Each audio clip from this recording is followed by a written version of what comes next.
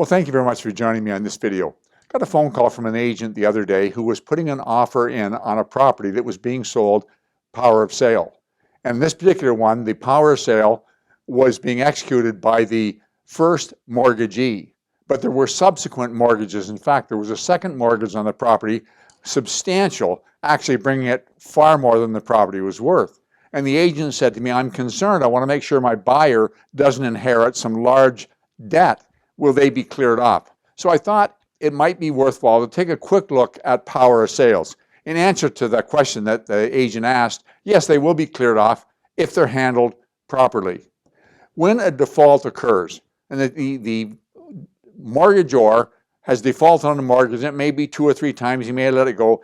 At some point in time, the lender decides he's going to exercise power of sale. And unlike foreclosure, power of sale doesn't require a court intervention to get the process started, as long as there's a power of sale provision in the mortgage document, and there generally is. And so the lender is going to take steps to secure vacant possession, that's important, to recover his principal and interest, and also to recover any expenses. So what does he do? Well, he first of all contacts the mortgagor to inform him of the situation and what steps he's going to be taking. Then he mails out a notice under the Bankruptcy Act about his intention of exercising the power of sale.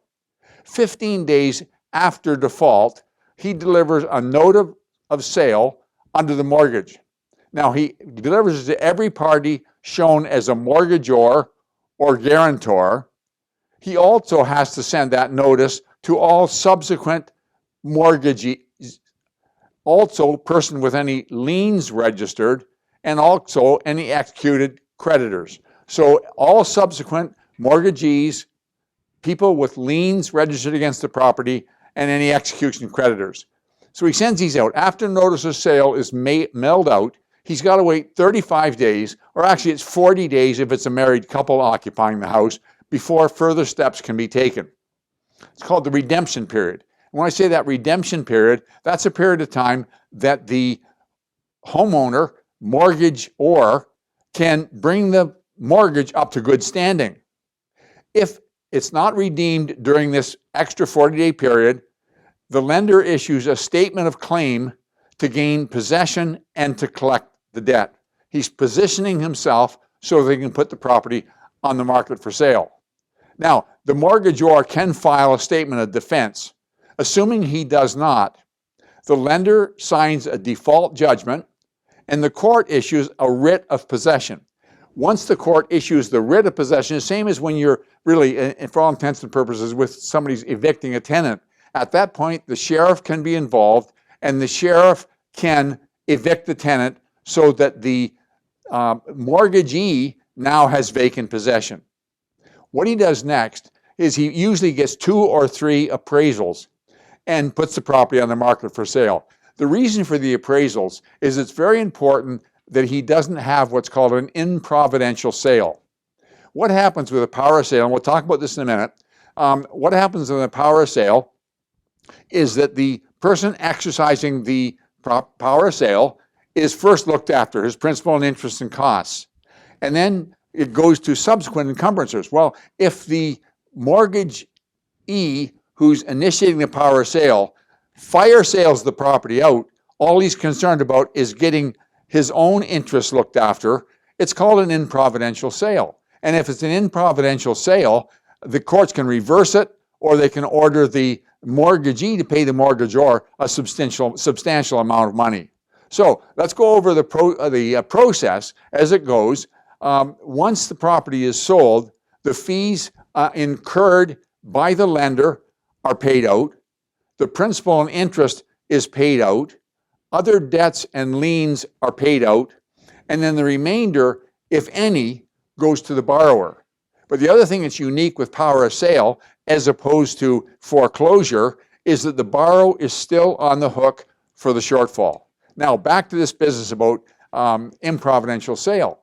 I said that that the lender can fire it out, and all he's concerned about is principal, interest, and costs, and he's not worried about getting any more money. He's just worried about the sale coming together. And he's got to be prepared to prove that he didn't do that.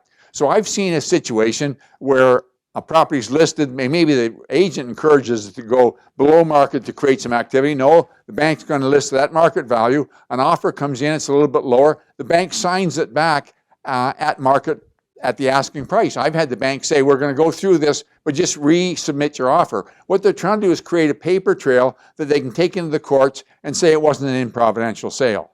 Now, I said there's a difference between power of sale and foreclosure. Power of sale is embedded in the mortgage document, and it doesn't require the court intervention to launch the process. Foreclosure does. It must be court approved, and it's got to be court supervised. Foreclosure can take months and months. 6 to 9 months isn't unusual for a foreclosure, and that's why you very seldom see foreclosures. The advantage to the lender for a foreclosure is any surplus he's allowed to keep.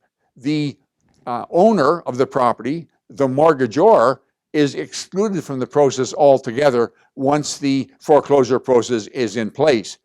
But the other side of it is the borrower is no longer on the hook for any shortfall. So there's power of sale, there's foreclosure. You'll most likely see power of sale. You'll probably want to involve a lawyer who specializes in this to make sure there's none of the steps are missing so that it can be freely done, and then answer to the question, yes, if it's done properly, all subsequent encumbrances are cleaned off title. Hope that makes sense. Thank you for sharing your time. Talk to you again next week.